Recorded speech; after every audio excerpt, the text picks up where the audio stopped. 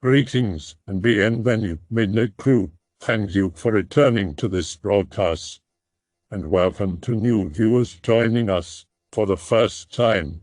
If you like a video, then feel free to subscribe. Live in Chicago. Have grandparents who live way out in the sticks, in Tennessee. Visit them on and off throughout my childhood, but not close with them.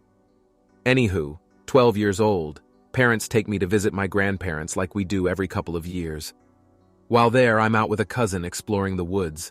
Cousin ends up climbing a tree and I'm walking around by myself when suddenly I need to pee. So naturally, I whip out the little feller and urinate into the open air, spraying my piss as far as I can. Cousin suddenly starts yelling at me not to do that and scrambles down the tree. Points to some pile of stones which I'd seen but didn't think were important. Tells me it's bad luck to mess with them and drags me back to grandparents. As we're heading back, I start to feel pretty ill. My cousin's got me pretty scared and I begin to think, oh shit, I'm dying. Cousin tells Grandpa what I did and looks really concerned. Drags me over to a cow and forces me to pull some milk out of it into a pail. Meanwhile, I'm beginning to feel feverish and ask him if I can lay down. Parents are there now and Mom is trying to pull me away, but Grandpa holds her back. Dad doesn't interfere, and she and Dad begin to bicker while I'm thinking I'm going to puke. Then Grandpa makes me carry the pail of milk all the way back to the woods. I'm pretty sure I'm going to pass out before we make it, but Grandpa keeps shoving me along and says he can't carry the pail for me, so I'll have to do it. My arms are getting weak, but I manage to hold on to the pail till we get to the woods. Feeling woozy and things start to blur, but I hear Grandpa tell me to dump the milk on the stones and he shoves me forward. I pick that moment to puke everywhere, all over the stones. Vomit on my sweater already, drop the milk, splashes over the stone. Hear Grandpa cursing and Mom yelling. I don't care. Pass out. Wake up hours later. Grandpa is there. Mom and Dad are still bickering, but Mom looks relieved to see me wake up. She rushes to hug me and Grandpa pushes her back, leans in really close and whispers, "Don't ever disrespect them like that again." Then gives me a glass of milk and forces me to drink it down. Tastes like shit. For years, I don't set foot in the woods. Nowadays, I camp regularly. I just watch where I piss. Alright, haven't pre-typed this, so bear with me for a bit. This story was told to me by an old friend of mine, who I'll call Gerald for privacy's sake. He told this story to me and a couple of other guys on Discord. Feel free to make fun of me. And we unfortunately lost contact not too long after. To be honest, I'm pretty skeptical on whether or not it's real, but it gave me a bit of a chill. I think you guys will eat it up just fine. But first, a little background. Gerald got hit by a car when he was a child. He got messed up after the accident and thus went through surgery, which gave him a metal plate in his skull along with a couple of other modifications. He hit his head a little too hard in the crash, and as a result he had to deal with hallucinations and other issues for most of his life. He eventually got used to the hallucinations and later developed a habit of writing them down whenever he felt like. But he once had this specific encounter that really freaked him out. Exposition's over, here's the actual story he told us. Like I said earlier, I'm typing this out from memory, so I'll probably get some details wrong. Be Gerald. Sleeping in his room. Wake up after a bit because the sun's in his eyes. Wait a minute. JPG.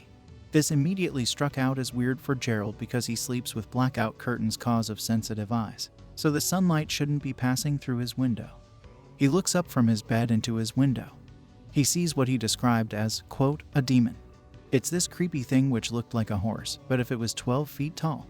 His bedroom was on the second floor of the house, I think, and had these razor-sharp teeth. Eyes were blurry, like cataracts. It had this head which looked like a horse's skull, but if you took the skin of a human face and shrink-wrapped it over it like rubber, it looked nasty. Pic-related, Gerald said it sorta resembled this in the rotting horse type of way.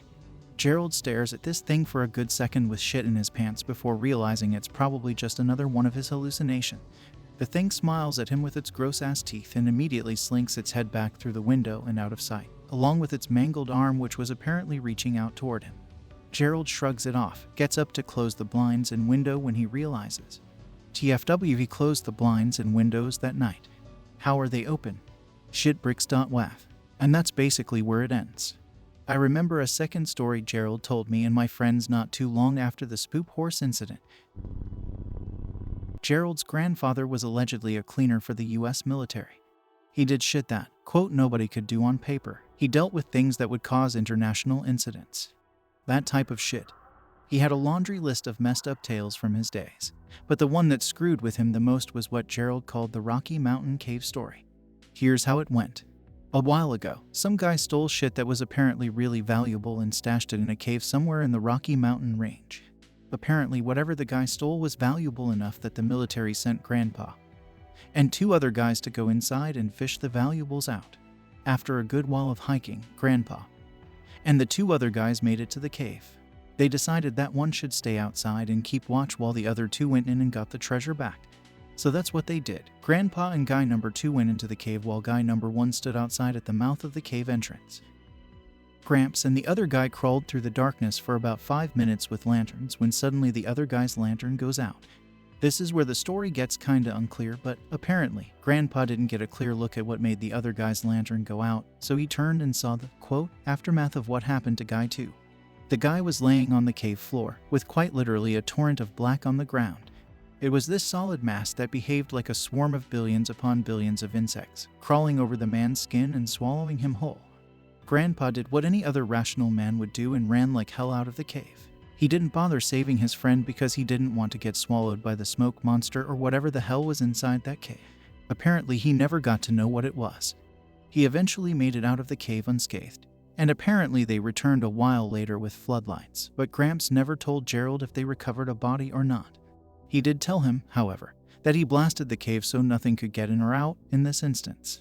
They never got the treasure they were assigned to get, and it was evidently not worth the risk. That's the end of story 2. Gerald's grandpa died not too long after and he never gave much thought to the story, but he did find an article later in life about a hidden treasure chest inside a cave in the Rockies. It probably has no relation to the story Grandpa told, but who knows?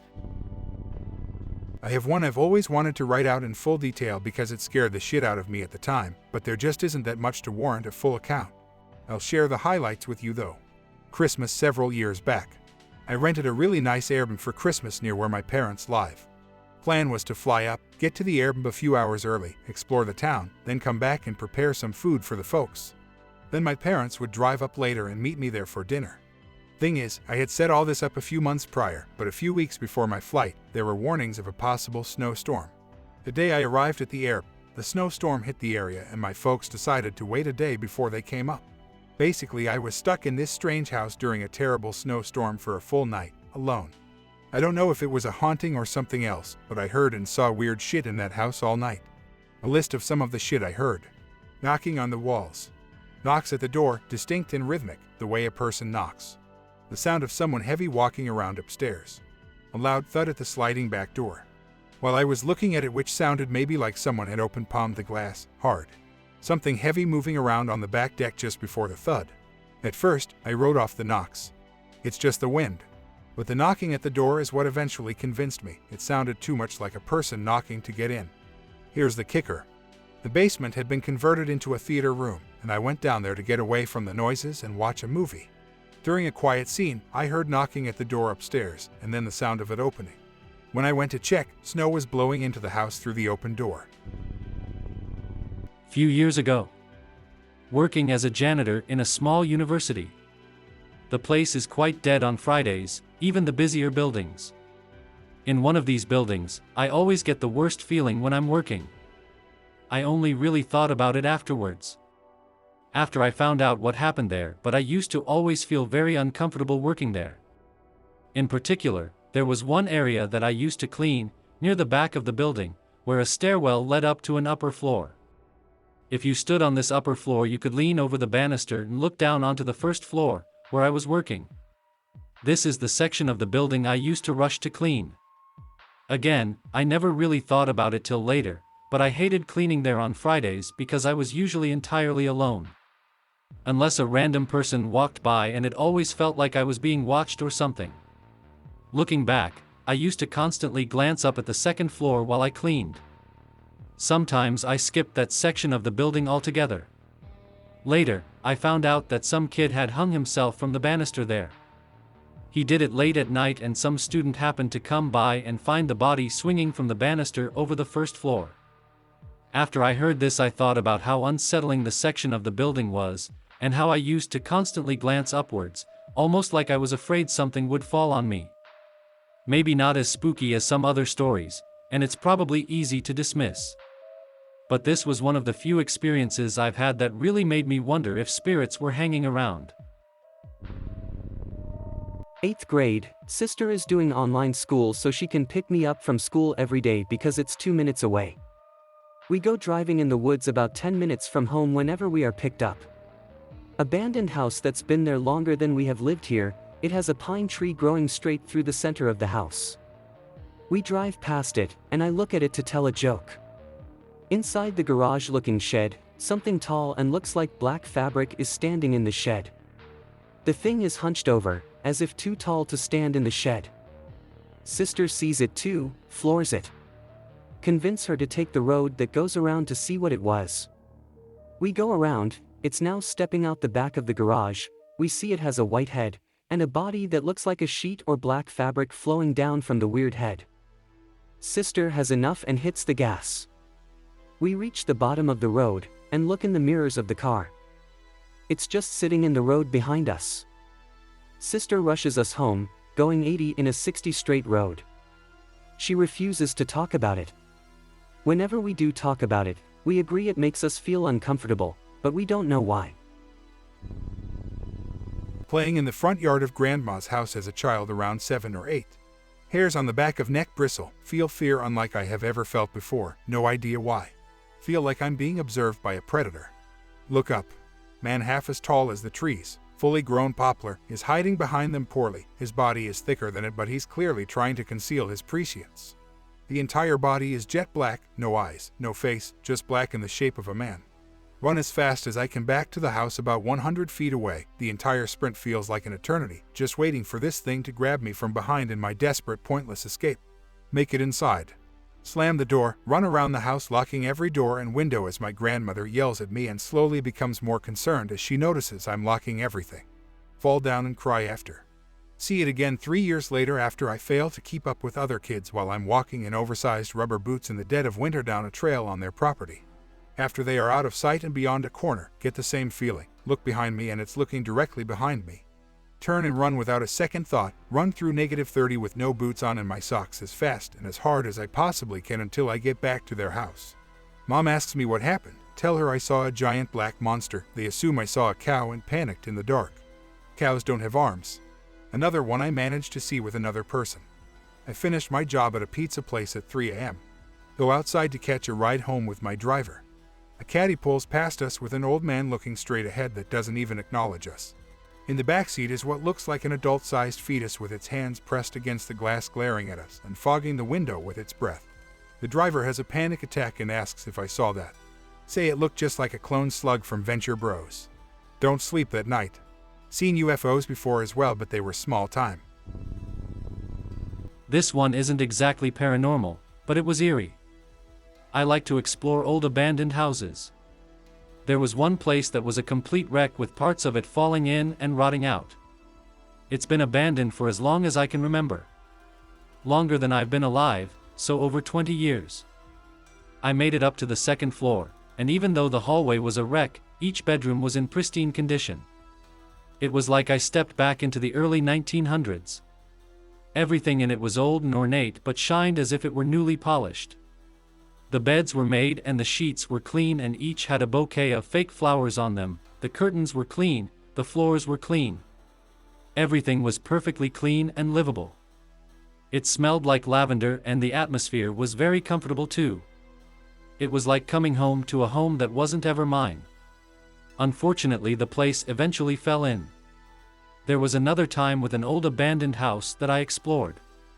The bedrooms had these large walk-in closets with their own little windows. I walked into one of them and the door shut behind me from a gust of wind. The bedroom window was open. But what was strange about it was everything became deathly quiet in that closet. It was like I was in a room floating out in space, it was so quiet. And the last one, in another house I found a large chest upstairs in a bedroom beneath a window. Inside of it were these old papers, photographs, writings and such from the 1800s. There was a Confederate flag, bullets, a Confederate coat, glasses, coins in pill bottles. Pictures of a family standing outside the same house I was in beside their horse. And a lot of newspaper clippings. It felt like someone was standing over me, pushing their face right behind me. Someone owns it now, but they're never there. I wonder if the chest is still there or not. I couldn't find anything similar on Google, so I had to make a crude sketch. Teenage years, sleepover with friends at a beach house the rich friend had. There's another one kind of close to it, but we're told it's almost never used by the owner. We decided to go check it out at night after everyone's gone asleep. The doors are obviously locked, so we head back. Another friend, I'll call him Bob, spots a smaller section to the side, connected to the main one by a corridor that has one big window on it. Bob runs over to it and sees the door is unlocked. We go inside and try to look around with Nokia phone flashlights. It's more like a shed, but there's nothing inside but dust and some sand from the beach. The door to the corridor is unlocked as well. We push another friend. I'll call him Jake, ahead to check it out. Halfway through, he freezes up and runs back. Bob laughs at him and goes ahead. Same reaction. What the hell? My turn. Suddenly feel ill halfway through, like something isn't right. As I'm turning around to head back, I see what looks like a few people standing outside through the window. Oh, great, we've been spotted. Motion to my friends to GTFO and we run out of the place. But there is no one outside. Fast forward about 6 or 7 years. At Rich Friend's house, his mom is talking to us. She mentions being sad about selling the beach house, but it was uncomfortable. Ask her why. Says the owner of the house next to it was convicted of killing some random girl he picked up about 2 years ago. They found him by tracking her phone, and it led to the beach house. Some of her remains were found in the sand. Police assumed he threw the body into the sea, but the waves washed some of it back. There was also more DNA around the side house, but he denied knowing any of it. I remember the shadow figures on the sand staring at me. Shit bricks. I hope that you enjoyed tonight's broadcast. If you enjoyed tonight's story, then please subscribe to the channel as more green texts will appear daily. A new broadcast will appear when the clock strikes midnight Central Time.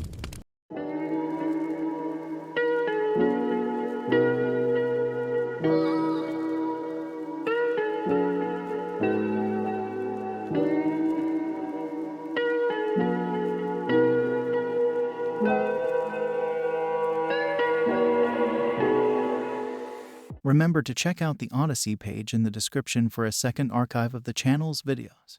There's also a Rumble archive as a backup.